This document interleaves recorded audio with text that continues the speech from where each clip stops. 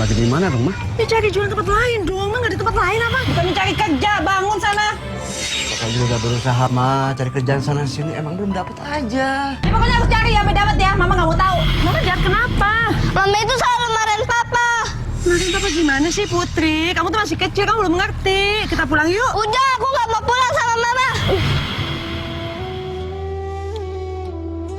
Katakanlah, hai hamba-hambaku yang beriman, bertakwalah kepada Tuhanmu. Orang-orang yang berbuat baik di dunia ini memperoleh kebaikan. Dan bumi Allah itu adalah luas.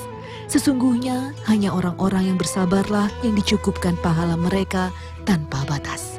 Quran Surat Az-Zumar ayat 10.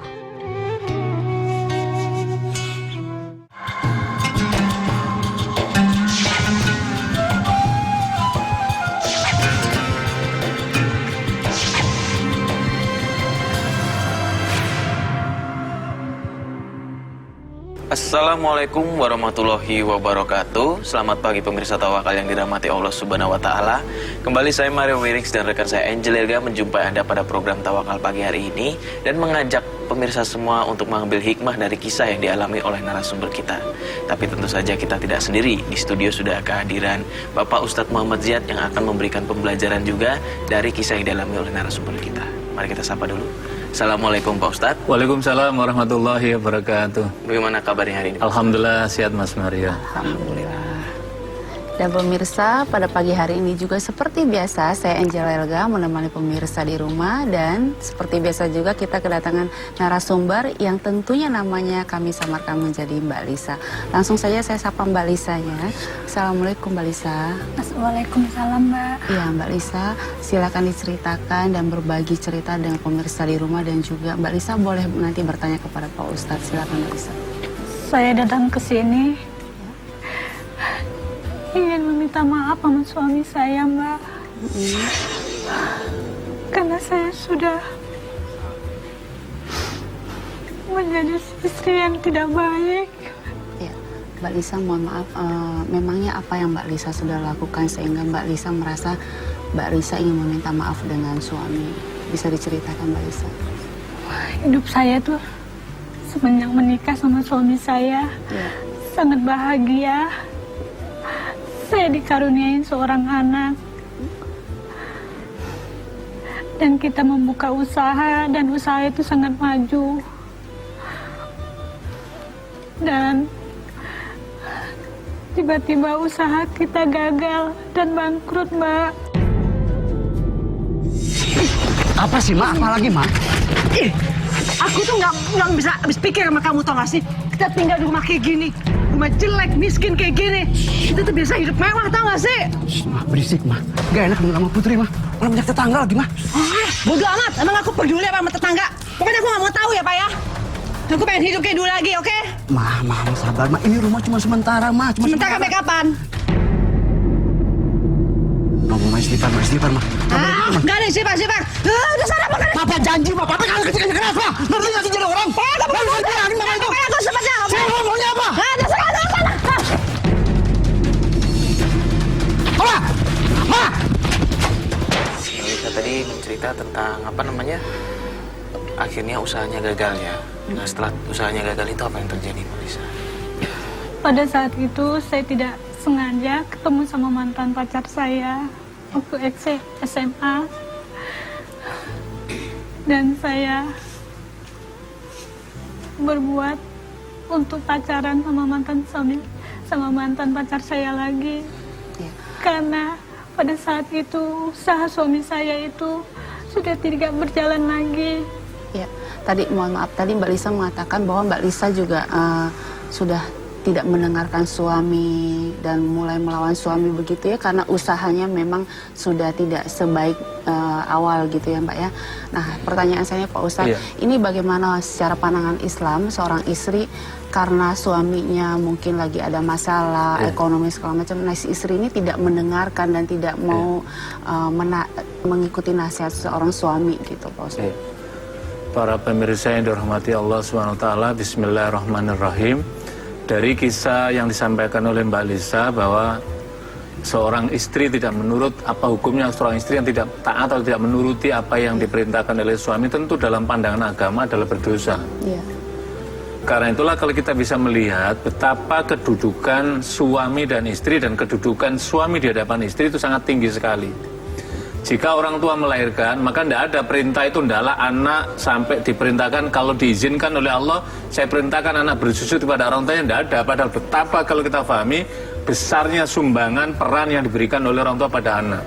Tetapi kepada suami, Rasulullah SAW menyatakan begini, andai kata aku diperintahkan, lo amartul ahadin la amartul mar'ata ain tasjuda li zawjiha.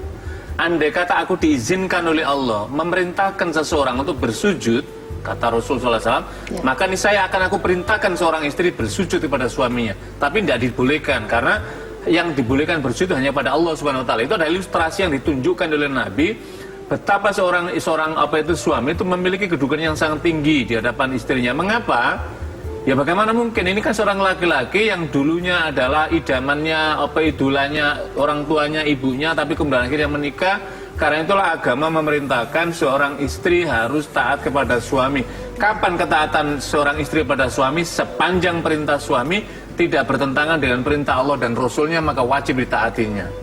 Apa yang dilakukan oleh Mbak Lisa hanya karena faktor misalkan suaminya kondisi ekonominya sedang menurun, justru pada kondisi semacam ini harusnya pasangan suami istri itu makin menguatkan ikhtiarnya, menguatkan ikhtiar duniawinya dan juga sekaligus menguatkan spiritualnya kepada Allah, karena apa yang sedang diuji ekonomi. Tapi apa yang dilakukan oleh Mbak Lisa adalah justru mohon maaf kemudian akhirnya istilahnya tuh meninggalkan suaminya dan kemudian mencari pacar lamanya, bahkan sampai kemudian melakukan apa itu perselingkuhan. Tentu ini adalah sesuatu yang sangat dicela dalam pandangan agama. Nah Mbak Lisa kan tadi bercerita dari awal usahanya memang bagus, tapi akhirnya mengalami keterpurukan. Nah selama mengalami keterpurukan itu memangnya Mbak Lisa tidak mencoba membantu suami dengan usaha-usaha, mencoba mencari usaha baru, begitu membangun yang baru, memberikan support gitu terhadap suami? Saya pernah bilang untuk suruh ngambil uang di bank dan buka usaha lagi. Tapi dia nggak mau. Dia malah memilih untuk jualan siomay keliling. Saya kan malu, Mbak. Saya malu. Alhamdulillah, sekarang udah punya gerobak, bisa jualan siomay sama batagor. Pasti istri aku sama Putri akan senang bisa makan anak lagi. Bismillahirrahmanirrahim.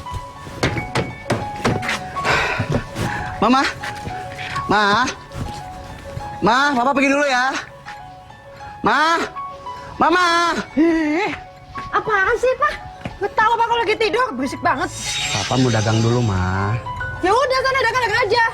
Iya, Papa mau pamit. Minta doanya dari Mama. Dagangan Papa ini laku. Kita banyak uang, bisa makan enak, Ma. Mau laku, mau enggak? Emang aku peduli? Yang penting kamu pulang harus bawa banyak duit, ngerti nggak? Aku mau kaya kayak dulu lagi, Pak. Ngerti nggak kamu? Iya, Ma.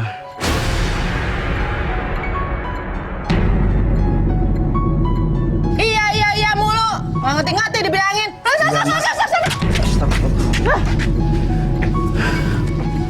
Bismillahirrahmanirrahim. Pak Ustadz, ini dalam keadaan kondisi seperti ini, apa yang seharusnya dilakukan oleh seorang istri ini sebenarnya, Pak Ustadz? Jadi begini, justru seharusnya Mbak Lisa itu bersyukur. Kenapa? Karena ketika usaha besar tadi bangkrut, ternyata suaminya tidak berputus asa, tetapi merintis dari usaha yang kecil, dimulai dari berjualan suami. Apa tujuannya suaminya? Tujuannya adalah supaya ekonomi keluarga itu tetap ada, istilahnya bahasa halusnya, supaya asap dapur tetap mengepul. Maka kemudian akhirnya melakukanlah, meskipun itu sesungguhnya mungkin suaminya juga tidak mau melakukan itu, tapi nggak ada jalan lain, maka dimulailah itu. Harusnya sebagai seorang istri, mestinya Mbak Lisa itu menguatkan hatinya. Seorang suami yang pernah berusaha besar tadi kemudian jatuh bangkrut, itu kan mental bisa depresi itu. Tapi ini kan nggak, justru harusnya dimotivasi dengan harapan apa? Nanti suatu saat kalau ini perjalanan waktu bisa tumbuh dan berkembang lagi untuk ini. Tapi apa yang dilakukan oleh Mbak Lisa justru merasa malu. Para pemirsa sekalian, kalau dalam hal urusan, kalau itu tijarah perdagangan yang dihalalkan oleh Allah, maka tidak boleh kita malu. Kita justru malu tuh kalau misalkan begini, suami kita jatuh bangkrut, kemudian dia maling di sana, mencuri di sana, menipu di sana, hutang di mana-mana nggak dibayar, justru ini yang harus malu. Tapi ketika suaminya masih berusaha, apapun pekerjaannya, sepanjang itu pekerjaan ini dihalalkan oleh Allah, maka harusnya kita ini bersyukur. Karena apa? Allah masih menunjukkan suami kita menuju pada jalan usaha yang tidak diharamkan oleh Allah, mestinya begitu. Dan yakinlah ketika usaha-usaha semacam ini dikuatkan, maka kelak Allah juga setelah ujian itu berlalu, Allah juga akan menumbuh kembali gitu. Nah, Mbak Lisa, kalau boleh saya tahu, Mbak Lisa anaknya ada berapa? 1 Mbak. 1. Anak bagaimana, Mbak Lisa? Baik aja Mbak, cuma keadaan kita sekarang hidupnya lagi pas-pasan. Uang sekolah SPP juga udah nunggak 3 bulan Mbak. Dan waktu saya kumpul-kumpul sama teman-teman lagi ngobrol, suami saya lewat dagang siomay, dan teman-teman saya itu tahu kalau itu suami saya Mbak. Saya malu banget. Saya samperin suami saya dan saya dorong dia sampai dia kena serempet motor Mbak. Ini di mana ya? Kamu kemana? Kamu? Kalau aku sih ke Bali sama keluarga aku. Mau ke Lombok, anak-anak. Kamu? Gitu. Kalau aku sih nyusul suami aku sama anak-anak. Di mana sih orangnya? Singapura. Keren ya. Iya, ya gitu deh. Nah, biasa lah istri bisnis ya. Mai, siomay batagor. Mai, siomay batagor. Mai, siomay batagor. Bukan. Mai, Bentar ya, Bu ya. siomay batagor. Mai. Mama? Kamu tuh ngapain sih jualan di sini? Namanya kenapa? Malu. Ini halal, mah. Aku tuh lagi ngumpul tau sama teman-teman aku, bikin malu aja kamu tuh. Jadi kita jualan lagi di mana dong, mah? Ya cari jualan tempat lain dong, mah nggak di tempat lain apa? Di sini rame, banyak yang beli, mah.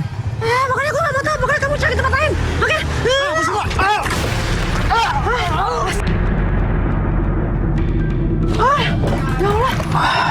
Bisa? Bisa suaminya. Ya Allah. Sampai. Bangun,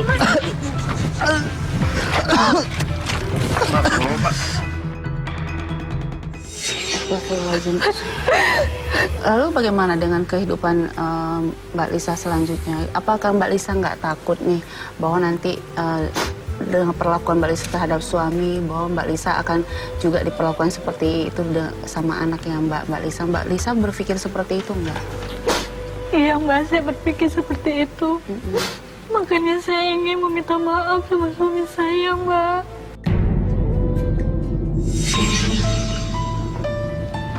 Ya ampun si Papa, jam segini masih tidur, bukannya bangun.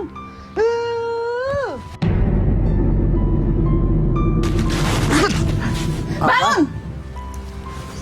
Apa-apaan sih paling Ih, kamu tuh kebangetan deh Pak, jam segini masih anak-anakan tidur.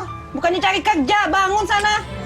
Papa juga berusaha, mah, cari kerjaan sana-sini, emang belum dapat aja. Ya, pokoknya harus cari ya, sampai dapat ya, Mama nggak mau tahu. Iya, mas, sabar. Sabar, kapan kayanya kalau sabar mulu. Astagfirullahaladzim, ya Allah. Berikan hamba kekuatan, ya Allah, menghadapi ujian ini, ya Allah.